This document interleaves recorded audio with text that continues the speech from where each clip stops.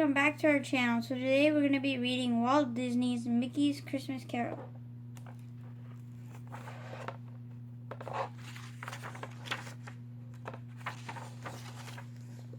On the day before Christmas, Ebenezer Scrooge walked into his counting house and surprised his clerk at the stove. "What do you think you're doing, Bob Cratchit?" barked Scrooge. "Just adding some coal to the stove," said Cratchit. "It's so cold in here that the ink froze." "You can warm the ink in your hand," said Scrooge. "Now quit wasting my coal and get back to work." "Yes, sir, and speaking of work, sir, tomorrow's Christmas. May I please have the day off?" asked Cratchit. "Bah, oh, I suppose so," said Scrooge, "but you won't get any pay." "No, sir, thank you, sir," said Cratchit.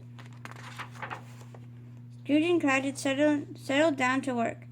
But suddenly the door burst open. In came Scrooge's nephew, Fred.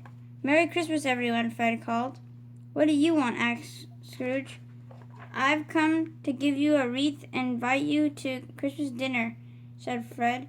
"Families should be together at Christmas." "Bah, humbug," said Scrooge.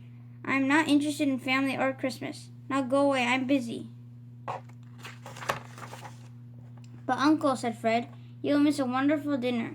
We're going to have roast goose with chestnut dressing, plum pudding with lemon sauce, candied fruits with spiced sugar cakes. Now, won't you come?" "Are you daft, man?" said Scrooge. "You know I can't eat that stuff." "Come if you change your mind," said Fred. And he handed the wreath to his uncle. "Here, I don't want this thing," said Scrooge, but Fred was already out the door. "Bah, humbug," said Scrooge. He said it all day, and he was still saying it when he left work that night. Scrooge spent Christmas Eve at home in front of the fire. He was just dozing off when he heard the sound of chains. Then a voice moaned, "Scrooge!" "Who's there?" asked Scrooge. There stood the ghost of Scrooge's dead partner, Jacob Marley. "I have a message for you, Scrooge," said Marley. "You know how I used to steal from widows and cheat the poor?" "Yes, and all on the same day," said Scrooge. "It was wrong of me," said Marley. "Now I am being punished. I must drag around these heavy change and cash boxes forever," said Marley. "And the same thing will happen to you, Ebenezer Scrooge." Scrooge gasped. No, help me, Jacob," he begged. "Tonight you will be visited by 3 spirits. Do what they say, or your chains will be heavier than mine," said Marley. Then old Marley disappeared through the door. "Farewell," he called. "No, wait, Jacob," cried Scrooge. "Come back, tell me more." But the ghost of Marley was gone. At bedtime, Scrooge looked nervously around, but there was no one to be seen. "Spirits, eh?" he said. "Bah, humbug." Scrooge was soon fast asleep, but in the middle of the night a soft ding, ding, ding woke him up. He peeked between the bed curtains. Somebody was tapping the bell on his alarm clock. Wake up," said the stranger. "Who are you?" said Scrooge. "I'm the ghost of Christmas past," said the stranger. He hopped onto Scrooge's hand. "Hold on to me, but not too tight," he said. "We're going to visit your past." The spirit opened his umbrella and whoosh! He and Scrooge rose to the sky. Scrooge and the spirit flew high over the rooftops. Scrooge was too scared to look. The spirit and Scrooge landed in front of a brightly lit window. "Spirit, I know this place," said Scrooge. "It's the warehouse where I worked as a lad. What good times I had here with my friends." The spirit wiped snow off the window pane, and Scrooge looked in at a Christmas party. Under the mistletoe, a lovely young lady danced with a shy young man. "Why, it's Isabel and me," said Scrooge. He watched the young lady and sighed. "How I once loved her," he said. "Until you learn to love money more," said the spirit. Scrooge's eyes filled with tears. "All my old friends, they're all lost to me now," he said sadly. "That's the way you wanted it, you know," said the spirit. "Oh, spirit, please take me home," cried Scrooge. "I can't bear to remember any more." And the next thing he knew, he was back at his bed, and his alarm clock was ringing. Scrooge opened the bed curtains. There stood a giant. "Who are you?" cried Scrooge as the giant's hand reached for him. The giant picked up Scrooge and said, "I am the ghost of Christmas present. I am taking you to meet some people with kindness in their hearts, even for a mean old miser like you." And he popped Scrooge into his pocket. The giant walked through the streets until he reached a poor part of town.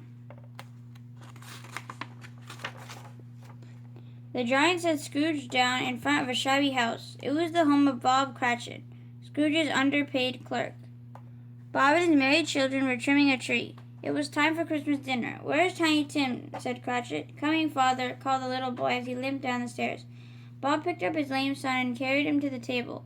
"My, what a feast," said Tiny Tim, but it was a feast for the Cratchits, but there really wasn't much food. "Let's drink a toast to Mr. Scrooge," said Tiny Tim. "We owe him our wonderful dinner to him." Scrooge was touched. "There's a kind lad," he said. "But the boy looks so sickly."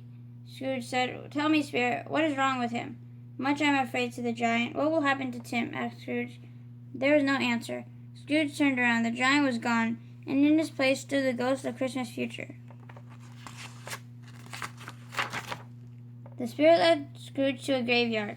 He showed the Scrooge the graveyard of Tiny Tim.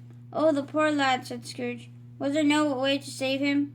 The spirit did not answer. Instead, he pointed to another grave. With fear in his heart, Scrooge walked up to the grave. Weeds grew all over it. No one cared about the person buried there.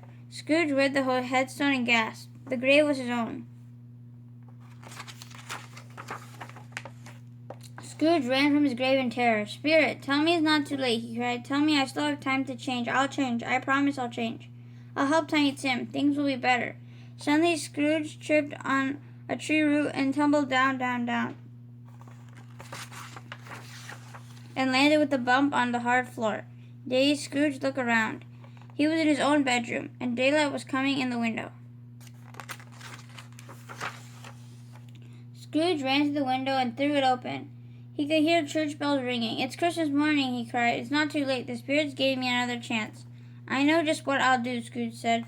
He dressed in a hurry. Then he ran out of the house and rushed down the street.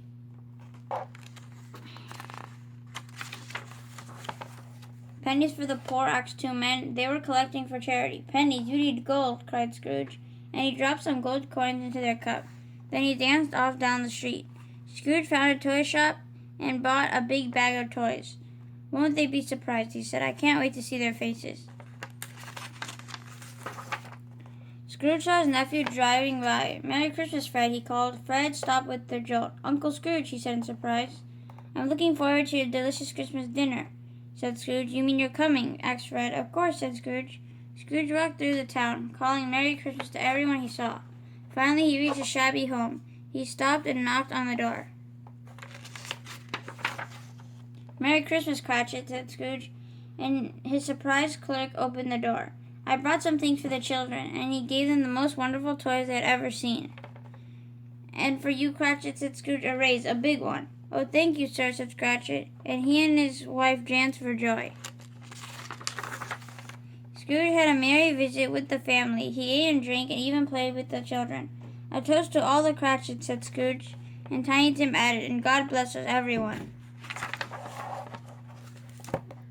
Thank you for watching. Hope you guys enjoyed Disney's Mickey's Christmas Carol, and stay tuned for more book reads coming soon. Take care, guys. Happy holidays, Merry Christmas, and have a blessed New Year. Thank you. Take care. Goodbye. Bye.